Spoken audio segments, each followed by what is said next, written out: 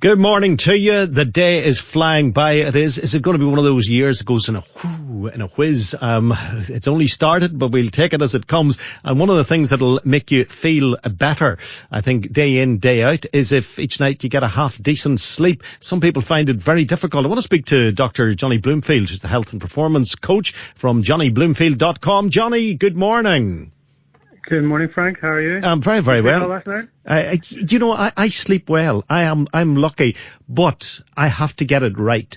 I'm an 8-hour man. I can do 7.5. I can do 8:15, but I can't do 9 hours, and I certainly can't do less than 7. Do you know where I'm coming from on this? There's a sweet spot, all right. Yeah, everyone has their sweet spot. That's exactly where mine is. And do most people have it? Could people have a sweet spot, as you say, of 6 hours? I think Margaret Thatcher only slept 5 hours a night, and love her or hate her, she managed to pack in a lot of work. So is it down to the sweet spot?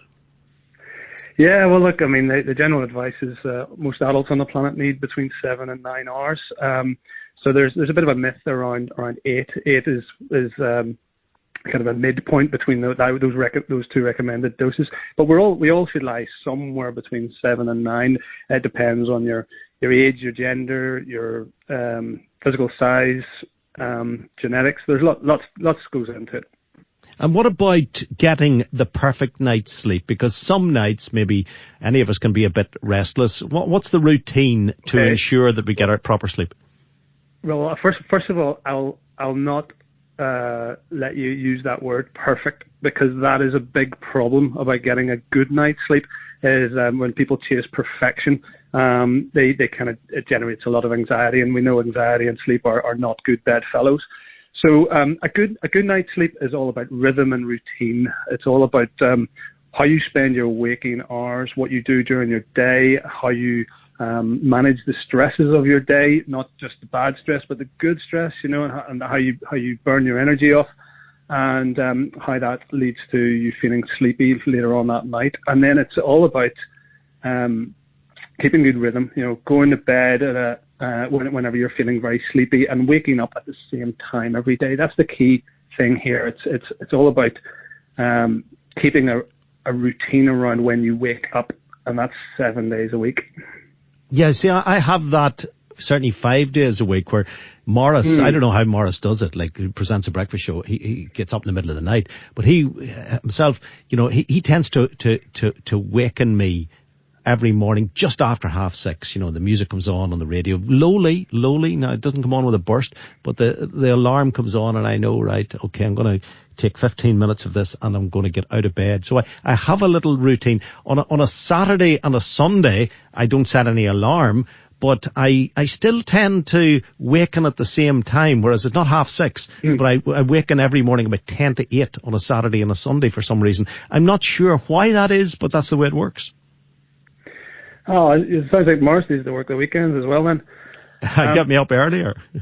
Yeah, no, it's all about trying to keep your rhythm. So you should not sort of have these lie-ins on the weekends, because that creates something called social jet lag, which affects your circadian rhythm, which affects all your hormonal processes and so on. All your biology gets thrown a little bit out of whack. So if you tend to stay up later on Friday or Saturday evening and lie in longer on Saturday or Sunday morning, it can leave you feeling very tired and groggy and chasing your tail again come Monday.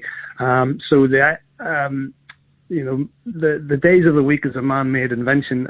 The sunrise and sunset is more of a biological feature that dictates when we should sleep and when we should wake.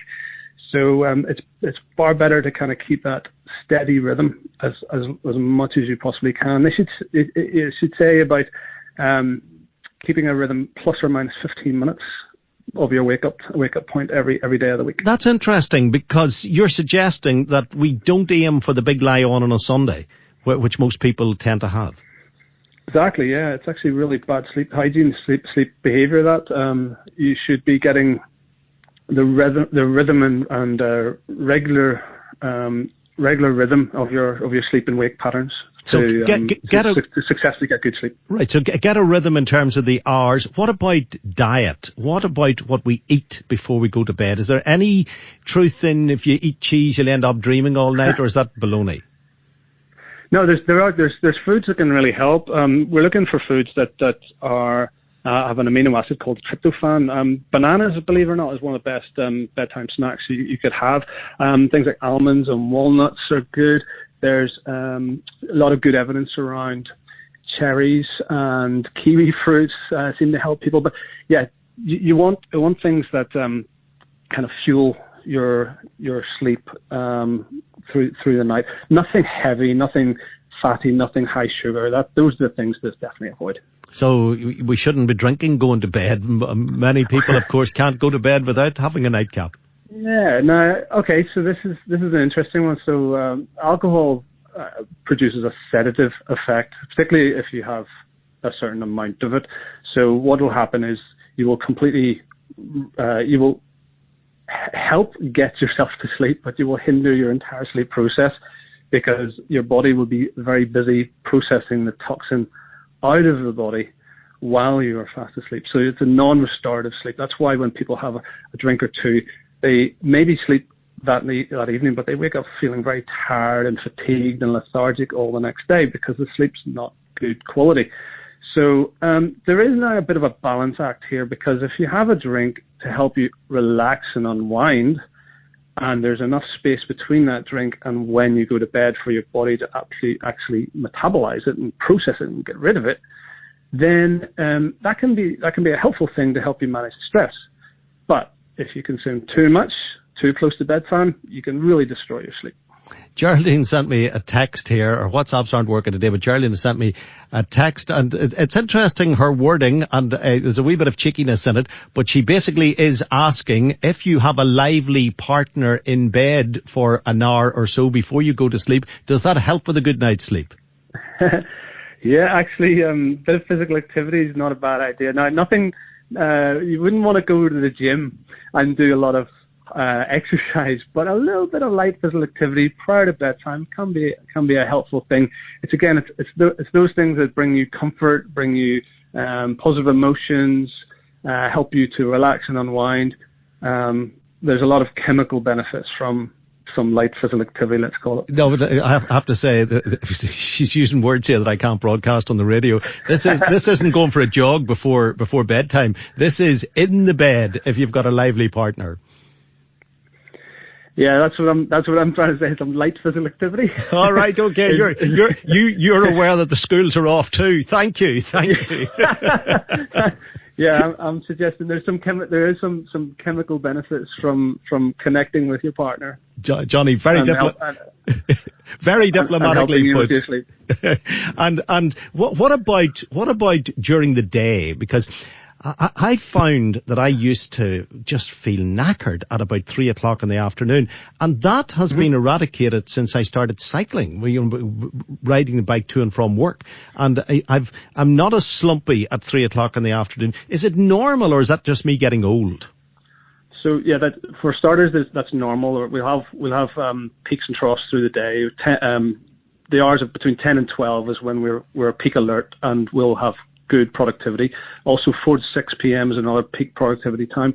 But you'll have that slump, post-lunch slump is usually what it's called, between 2 and 3, and you will feel a wee bit tired. Now, if you're not sleeping well, you'll show physical symptoms of fatigue and tiredness. So you'll start to yawn, and you'll just feel drowsy, and you'll feel slow and lethargic. But if you're doing things like physical activity, like you're riding your bike outdoors, getting sunlight and daylight and fresh air, that is going to significantly help reduce or eliminate any feelings of drowsiness and tiredness, and it is going to set you up beautifully for your evening your evening sleep, your overnight sleep. And just one final point on that evening overnight sleep, which is the most important of all. There are people who are insomniacs. They simply cannot sleep. Our whole conversation has been about, Joes and Josephines who just maybe are a bit restless, but eventually get to sleep. Well, if we go to JonnyBloomfield.com, what sort of advice is going to be there for insomniacs, people who don't sleep, can't sleep? Well, for starters, anyone who has a sleep disorder like insomnia, reach out to your GP. They're there to help. But you can also reach out to people like myself who specialize a little bit more closely in the area of sleep, and you can avail of cognitive behavior therapy for insomnia. and that is a very powerful method for trying to overcome that terrible sleep disorder. It's very debilitating and a very horrible disorder to have, and can have huge impact not just on the individual but their entire family as well. So yes, I can certainly help people who are sort of struggling with their sleep like that, and give them some helpful advice, guidance, tips, and can coach them into better ways of sleep. Yeah, it must be a terrible challenge to be facing, and it's one that those of us who are lucky enough to have 7 or 8 hours sleep each night don't give any consideration to. And the final point, and this is from Tommy coming up on the screen here in front of me. How do we stop snoring? Tommy wants to know. All right. Well, so there's when we drink alcohol, we'll kind of snore a little louder, but if we can keep a healthy BMI, so we want to keep our weight in a good.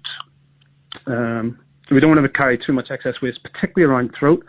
That will lead to extra snoring. But also, if you can try and sleep more on your side, you can use a pillow between your legs to help prevent you rolling.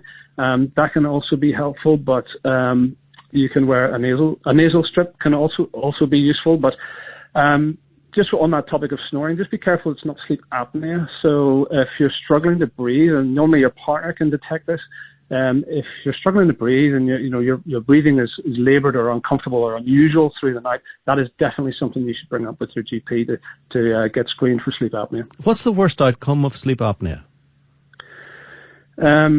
Like, could you suffocate from holding your breath too long? Because it basically is you're not breathing out, isn't it? Exactly. Yeah, it can be very serious. So I would just encourage anyone who is concerned or suspicious about it, who would be very fatigued through the day, aren't sleeping very well. Their partner can tell them they're breathing unusually. Then I would definitely raise that with their GP to get a screening. Yeah, that's an important point. Jonny, good having you on the programme, and hopefully people will have a more restful sleep as they go into this new year. But thanks for joining us. Absolutely, Frank. Thanks very much for having me on. Not a bother. That's Dr. Jonny Bloomfield from JonnyBloomfield.com. This is the U105 phone-in.